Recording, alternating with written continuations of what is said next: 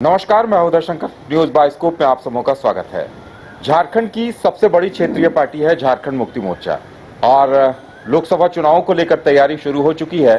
तो इसलिए हम झारखंड के केंद्रीय महासचिव जेएमएम के केंद्रीय महासचिव है सुप्रियो भट्टाचार्य जी और पार्टी के अहम रणनीतिकारों में से एक माने जाते हैं, तो उनसे बातचीत करेंगे। सुप्रियो भट्टाचार्य जी, बाइस्कोप में आपका बहुत बहुत स्वागत है।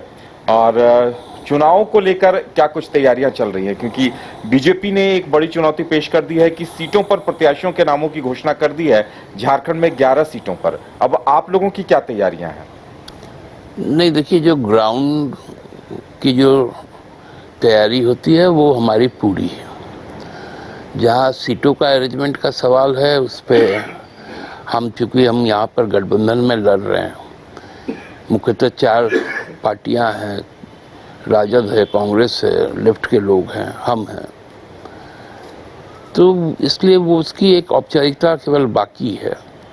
बाकी हमारे जो प्रत्याशी होंगे उनको ये कह दिया गया है कि क्षेत्र में आप रहें और क्षेत्र में अपनी जो तैयारी होती है, क्योंकि आप ये भी जानते हैं कि राजनीति में बहुत समय रणनीति भी होता है कि जो अधिकृत प्रत्याशी हो उनको अंतिम तक हर तरह से परखा जाता है, क्योंकि सबसे बड़ी संभावना है कि जीत में जिसकी भागीदारी जितनी ज़्यादा होगी उनको ही उतारना है। अब चूँकि भारतीय जनता पार्टी में उम्मीदवार तो होते नहीं हैं, वो तो पंचायत का भी चुनाव लड़ेगा तो नरेंद्र मोदी जी के नाम पे लड़ेगा, इसलिए उनका प्रत्याशी उतारना नहीं उतारना बेकार की बातें हैं। आप लोगों का सीटों को लेकर अभी तक लगता है पेंच सूरज नहीं पाया है। एक दिन पहले राज्यसभा चुनाव हुए तो रामेश्वर उरांव जी कह रहे थे कि कांग्रेस लोकसभा का मसला है तो कांग्रेस बड़े भाई की भूमिका में रहेगी। तो कौन कितनी सीटों पर लड़ेगा, इसे लेकर कहीं न कहीं अभी तक एक ऊहापोह कायम है। देखिए, रामेश्वर वो बड़े नेता हैं, कांग्रेस के प्रदेश अध्यक्ष रह चुके हैं, राज्य में बहुत सीनियर मंत्री भी हैं, उनका अपना एक लोकसेवा का भी एक बहुत लंबा कार्यकाल रहा है पुलिस सेवा में। यहाँ पर झारखंड के अंदर कई जिलों के एसपी रहे हैं, डीआईजी रहे हैं, आईजी रहे हैं, एडीजी तक बने, और उसके बाद उन्होंने नौकरी छोड़ी, फिर लोकसभा का चुनाव लड़ा, जीत कर गए, फिर जनजातीय विकास परिषद के राष्ट्रीय अध्यक्ष भी बनाए गए। तो हमको लगता है एक लंबा अनुभव उनके पास है, लेकिन ये भी बातें तय है कि केवल अनुभव ही काम नहीं देता है कि भाई जब लड़ाई होता है, चूँकि पुलिस में रहे हुए हैं, पुलिस के कप्तान भी रहे हैं, तो जब भी कोई संघर्ष होता है, कोई लड़ाई होती है, तो कोई बड़ा भाई और छोटा भाई नहीं होता है। कमांडिंग अफसर को भी खुद आर्म्स लेके उतरना पड़ता है, क्योंकि यही हम लोगों ने सीखा है। तो इसमें इस बात को नहीं बोलना चाहिए कि कौन है बड़ा भाई कौन है छोटा भाई।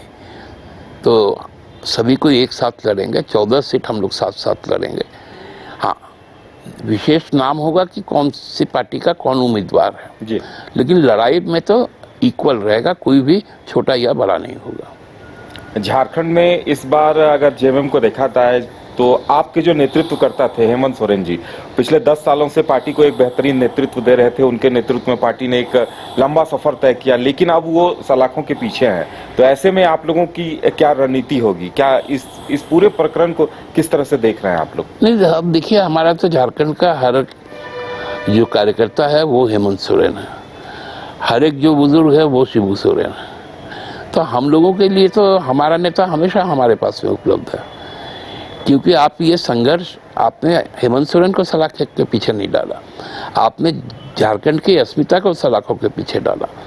आपने यहाँ के लोगों के साथ जो साजिश करना चाहा, उस साजिश को जब नाकाम किया हेमंत सोरेन ने, तब आप उनको जेल के अंदर डालें। इसलिए ये लड़ाई हेमंत सोरेन की नहीं है, ये लड़ाई झारखंडी अस्मिता की है, झारखंडी सम्मान की है, झारखंडी पहचान की है। तो उसका जवाब हम लोग माकूल तरह से देंगे। हजारों करोड़ के अवैध खनन का आरोप लगा, कई तरह के चैट तबादले, इन चीज़ों को लेकर पब्लिक के बीच एक लगातार मीडिया में भी ये चीज़ें सुर्खियां बनती रही। तो ऐसे में जनता को ये समझाना कि आप लोग सही हैं, ये भी एक चुनौती होगी। नहीं, देखिए, खनन के मामले में तो कहीं कोई बात ही नहीं है। अब ये एक फर्जी ज़मीन का मामला बता रहे हैं, पुरानी ज़मीन का। अरे झारखंड का कौन आदमी नहीं जानता है कि पहनाई जमीन ना बिक सकता है, जो उसका वारिस भी है, जिसका खेवट में नाम भी है, वो चाहकर भी उसको नहीं बेच सकता क्योंकि वो पहनाई है। और आपने जिस प्लॉट के बारे में कहा, मैंने तो कल ही तो सविस्तार से पूरे डॉक्यूमेंट्री और एविडेंस के साथ में ये लोगों के बीच में लाया है। आप लोगों ने चलाया है इस बात को कि जो ये जमीन राजकुमार पाहन का है, उसने लीज दिया किसी और को, उसमें इलेक्ट्रिसिटी मीटर लगा, उसमें रेगुलर पेमेंट हो रहा है। अब वो फिर लीज कैंसिल हो गया है, उसका जो डेडलाइन था वो समाप्त हो गया, अब फिर से वो राजकुमार पाहन के कब्जे में। तो इसमें ये कानूनी तौर पे तो ये नहीं ना था, ये तो बलजोरी था। क्योंकि आपने देखा कि हमारे नेता का गिरफ्तारी कहाँ से हुआ। हमारे नेता का गिरफ्तारी आपने कभी सुना है? राजभवन के अंदर कभी कोई एजेंसी जाकर किसी को गिरफ्तार किया हो? संसद के अंदर जाकर किया हो? राष्ट्रपति भवन में जाकर किया हो? सुप्रीम कोर्ट के अंदर जाके किया हो इजलास में? तो इसलिए ये सरासर गैर संवैधानिक है और हम लोगों ने इस पर न्यायालय के पास दरवाजा खटखटाया। लेकिन उनके ऊपर भी ये आरोप लगा कि बार बार समन देने के बाद भी वो नहीं पहुंचे और इस वजह को लेकर एक मामला भी चल रहा है अदालत में। मैं उस बात पर बहुत जल्दी खुलासा करूंगा कि जो बार बार सम्मन की बात कही गई, तो आप हमको यदि बुलाएंगे उदय जी कि भैया आप मेरे घर पे आइए, तो मैं पूछूंगा ना कारण क्या आपके घर में कोई उत्सव है, क्या कोई पूजा पाठ है, क्या कोई और विषय है। तो आप यदि कहेंगे हाँ मेरे घर में ये उत्सव है, निश्चित तौर पर मैं कुछ अपने सामर्थ्य अनुसार, भले एक फूल ही लेके जाए, लेकिन निश्चित तौर पर हम जाएंगे और आपका जो भी हमको आप बताएंगे उसका हम पालन करेंगे। लेकिन आप समन पे समन तो जारी करते थे, लेकिन किस चीज़ का समन? एक ऑफिशिएटिंग चीफ मिनिस्टर को बिना कारण कहीं बुलाया जाता है क्या? उसका एक प्रोटोकॉल है ना, शेड्यूल है।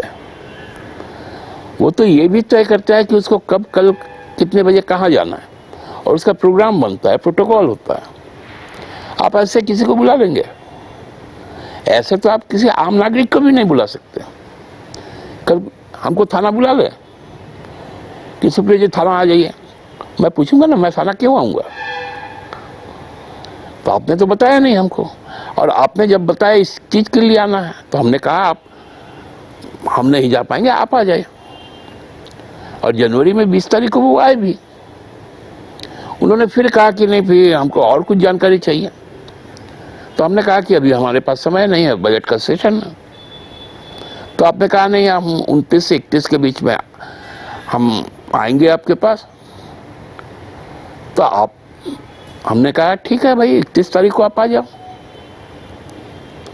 आप 29 तारीख को घुस जाते मेरे घर पे दिल्ली में। आप 31 तारीख को जब हमारे रांची घर में हमारे बुलावे पे आते हैं, तो कहते हैं हम आपको जबरन ले जाएंगे अब यहाँ से। तो ये संवैधानिक संकट किसने पैदा किया? ईडी के पास में उनकी गिरफ्तारी का अभी तक कोई ठोस जवाब है क्या? उन्होंने कुछ कहा है क्या? कोर्ट पे जब भी बातें आई तो उन्होंने समय मांगा। अब कोर्ट उनको समय दिया, अगली सुनवाई में बातें होंगी। यही तो फैक्ट है। तो अब तो इन तमाम चीजों को लेकर जनता की अदालत में जाने का वक्त आ गया और लोकसभा चुनाव की रणभेरी बस बजने ही वाली है। विधानसभा में हालांकि लेट है, और लोकसभा चुनाव को अगर देखा जाए तो पिछली बार आप लोगों को एक सीट राजमहल में जीत मिली थी। गठबंधन में हालांकि और भी सीट थी, लेकिन आप लोगों को एक सीट मिली थी। इस बार क्या तस्वीर उभर कर सामने आ रही है, और इन चीजों का क्या लगता है कोई फर्क पड़ेगा जो कुछ हुआ है अभी? नहीं, देखिए, आपको हम लोग, हमारे गठबंधन को 2 सीटें मिली थी। हमको एक राजमहल में, कांग्रेस को एक सिंहभूम जी। यही समीकरण 2024 में होगा, केवल पार्टियां बदल जाएगी। उस समय एनडीए को 12 था, इस बार इंडिया को 12 है।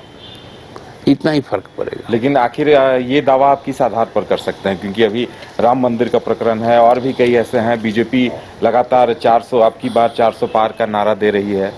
देखिए, राम मंदिर का प्रकरण सुप्रीम कोर्ट ने मंदिर भी बनाने को कहा, मस्जिद भी बनाने को कहा। जी। धर्मशास्त्र के लोग कह रहे कि ये अधूरा मंदिर है, तो इसलिए राम मंदिर अब कहीं है नहीं।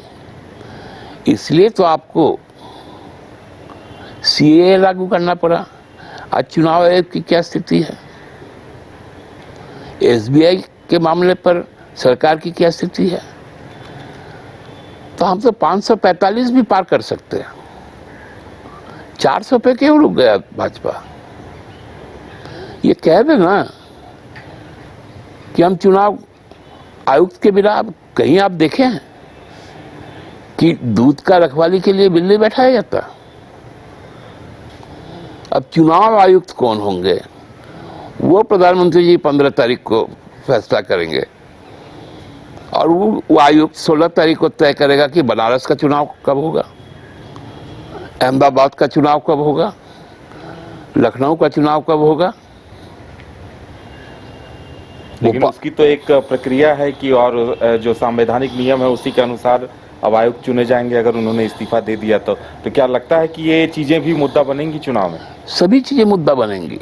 इलेक्टोरल बॉन्ड मुद्दा है, बेरोजगारी मुद्दा है, यहाँ की महंगाई मुद्दा है, किसान का सवाल मुद्दा है, महिलाओं की सुरक्षा मुद्दा है। क्या मोदी सरकार आएगी और हमारी बेटियों पर उनके सांसद के द्वारा जो पैशाचिक काम किया गया वो चलेगा? ये मुद्दा है। आपने जिस प्रकार से संवैधानिक संस्थाओं को समाप्त कर दिया, पार्टियों को तोड़कर सरकार बनाई, ये मुद्दा है। आज यदि प्रधानमंत्री जी में इतना कॉन्फिडेंस होता तो उनको क्यों जाना पड़ता आंध्रा में अलायंस में, क्यों जाना पड़ता उसको आपको कर्नाटका में जेडीएस के साथ, क्यों जाना पड़ता बीजेडी के साथ, क्यों जाना पड़ा उनको और नीतीश को वापस लाना पड़ा? इसलिए उनके अंदर का जो डर है, ये डर बता रहा है 272 का आंकड़ा तो दूर, 200 तक भी नहीं पहुंच पाएंगे। और ये डर सच होते हुए दिखेगा जब मई में चुनाव के परिणाम आएंगे। लेकिन इसके बावजूद जैसे आप कह रहे हैं कि नीतीश कुमार को लाना पड़ा, तो उसे दूसरा नजरिया ये भी हो सकता है कि वो तो खुद आए, क्योंकि उनका एक तरह से आप लोगों के साथ या फिर जो एंटी बीजेपी जो अलायंस था उसे वो छोड़ कर आए, तो कहीं न कहीं उन्हें भी ये लग रहा होगा कि भाई हम किस तरफ फायदे में रहेंगे। तो इन चीजों का कितना असर पड़ेगा कि एक तरफ वो इंडी गठबंधन को एकजुट कर रहे थे। अब आप राजनीति करेंगे कि आप दुकानदारी करेंगे? राजनीति फायदे और नुकसान का होता है क्या? वो तो व्यवसाय होता है। यही शाह जी बोले थे ना, ताला लगा दिए तो चाबी कौन, किसके पास था? आपके पास था, आपने खोल दिया ताला। यही वो पगड़ी वाला का नाम है, एक ठो नाम भी भुला जाते हैं लोग का, क्योंकि नाम तो एक ही है सब। नहीं, अभी उप मुख्यमंत्री बना है, बोला मुरेठा तभी बांध खोलेंगे, सम्राट चौधरी मुरेठा तभी खोलेंगे जब नीतीश को हटाएंगे। अब वही पगड़िया पहन के वो नीतीश को माला पहनाता है। तो ये सब आदमी का कोई वैल्यू है क्या? राजनीतिक तौर पे इनका कोई मूल्य है क्या? जो प्रधानमंत्री जी बोलते हैं कि भाई अजित पवार को जेल में डालेंगे, चक्की पिसिंग घिसिंग करेंगे, 4 दिन के बाद उप मुख्यमंत्री बनाते हैं। जो प्रफुल्ल पटेल का आप संपत्ति जब्त करके रखते हैं उनको आप साथ में ले लेते हैं। छगन भुजबल को जेल में डालते हैं, उनको मंत्री बना देते हैं। एक वहाँ पर है अल्पसंख्यक समुदाय के, उनके ऊपर में वारंट लेके घूम रहा था, वो मंत्री बन गया कैबिनेट का। तो इसलिए बाजार का बात कीजिए, राजनीति का बात मत कीजिए। तो सुप्रियो जी, अगर लोकसभा की बात की जाए तो देखिए, एक बात तो है कि आप लोग जेएमएम आप कह रहे हैं कि नहीं, ग्राउंड पे काफ़ी मजबूत है, हमारी तैयारी है, और ये बात इससे हम इनकार भी नहीं कर सकते क्योंकि 19-20 सीटों पर आप लोग हुआ करते थे, आज 29 विधायक हैं आपके। लेकिन क्या लगता है कि कहीं गठबंधन को लेकर या गठबंधन सहयोगियों को लेकर आप कमजोर पड़ते हैं और उसका खामियाजा उठाना पड़ता है? नहीं, देखिए, हम 30 सीट हैं, पहले तो आपको थोड़ा सा सुधार कर लें। और दूसरा सवाल है कि हम लोगों ने भाजपा के खिलाफ एक संयुक्त संघर्ष छेड़ा था और उससे लोगों के अंदर में एक आकर्षण पैदा हुआ था। आप भी देखिएगा कि जो कांग्रेस था वो हमारे सहयोग से 6 से 16 पर पहुंच गया और हम लोगों ने अपना धर्म भी निभाया कि राजद यदि 6 में लड़ा था, 1 जीता, हमने अपना कमिटमेंट निभाया कि हम उनको मंत्री बनाए, साथ में छोड़े नहीं। तो हम तो एथिक्स के साथ राजनीति करते हैं, हम बाजार के साथ राजनीति नहीं करते हैं, हम मुद्दों के साथ राजनीति करते हैं। और मोदी जी और बीजेपी बाजार का राजनीति करता है कि कौन सा माल बिकेगा, किसकी कितनी कीमत होगी। अब जनप्रतिनिधि यदि माल बन जाए बाजार का और उसका सौदा हो जाए तो आप किसको अपमानित करते हैं? संविधान को अपमानित करते हैं, लोकतंत्र को अपमानित करते हैं, उस क्षेत्र की जनता का अपमान कर रहे हैं कि तुमने जिसको योग्य समझा, हम तो इसको एक उपभोक्ता सामग्री समझते हैं और वो खुद का भी दाम लगवा लेता है। तो ये विचित्र बातें चूंकि झारखंड में नहीं हो पाई, 19 के बाद से तो लगातार इस पर बीजेपी ने काम किया कि भाई कहीं से तोड़ लो, कहीं से खरीद लो। जब कहीं तोड़ फोड़ खरीद फरोख्त नहीं हो पाया तो सोचा कि नेता को जेल में डाल दो, पार्टियां टूट जाएंगी। पार्टी और मजबूत होकर उभर के आ गई। पार्टी ने निर्णायक लड़ाई करने का फैसला किया, उसका खामियाजा आपको चुनाव में मिलेगा। नहीं, लेकिन एक लोकसभा को लेकर हमारा सवाल वही है कि ये जो सीटों को लेकर समीकरण है उसे सुलझाना नहीं लगता है कि बड़ी चुनौती है आप लोगों के लिए? क्योंकि आप लोग कहीं न कहीं इस मामले में मार खा रहे हैं कि अगर आप मजबूत कैंडिडेट दे रहे हैं तो आपके साथ जो सहयोगी दलों को जो सीटें दी जा रही हैं वहां से इसकी कमी नहीं लगती है आपको कि ऐसा कहीं न कहीं दिखाई दे रहा है? नहीं, यदि किसी दूसरे का भी कैंडिडेट होगा जी, वो भी मेरा ही कैंडिडेट होगा, क्योंकि गठबंधन धर्म में हम अपने फर्ज से पीछे नहीं हटेंगे।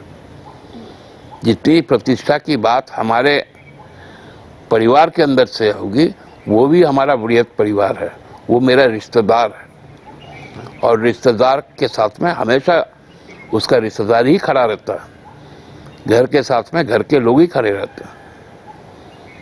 तो कब तक तस्वीर स्पष्ट होगी झारखंड को लेकर? आप जब बोलेंगे हम तस्वीर साफ कर देंगे। तो अभी बता दीजिए हमारे दर्शकों को। हम 14 सीटों पर चुनाव लड़ रहे हैं, लेकिन जेएमएम और कांग्रेस और आरजेडी, हम 14 सीटों पर चुनाव लड़ रहे हैं। कांग्रेस 14 सीटों पर चुनाव लड़ रही है, वामपंथी दल 14 सीटों पर चुनाव लड़ रही है, राजद 14 सीटों पर चुनाव लड़ रही है। झारखंड के 3.5 करोड़ जनता 14 सीटों पर चुनाव लड़ रही है। लेकिन फिर भी कब तक इंतजार करना होगा कि प्रत्याशियों के नामों की घोषणा हो? इसकी नामांकन के समय आपको मालूम चलेगा जब नामांकन होगा। तो लगता है कि अभी इंतजार करना पड़ेगा। और ये थे सुप्रियो भट्टाचार्य जी, इनका कहना था कि लोकसभा को लेकर हम ग्राउंड पे मजबूत हैं और तमाम चीजों को लेकर तस्वीर स्पष्ट है, लेकिन प्रत्याशियों के नामों की घोषणा के लिए थोड़ा सा इंतजार करना होगा। हमें वक्त देने के लिए और हमें हमारे साथ बातचीत करने के लिए बहुत बहुत धन्यवाद। तो झारखंड में लोकसभा चुनाव को लेकर तैयारियां शुरू हो चुकी है। इंतजार इस बात का है कि 11 सीटों पर बीजेपी के प्रत्याशियों के नामों की घोषणा तो हो चुकी है, लेकिन जो विरोधी गठबंधन है उनकी तरफ से कब तक आता है इसके लिए लगता है थोड़ा सा इंतजार करना होगा। फिलहाल हमारे साथ इतना ही, हमें दीजिए इजाजत और आप देखते रहिए न्यूज़ बाइस्कोप। नमस्कार।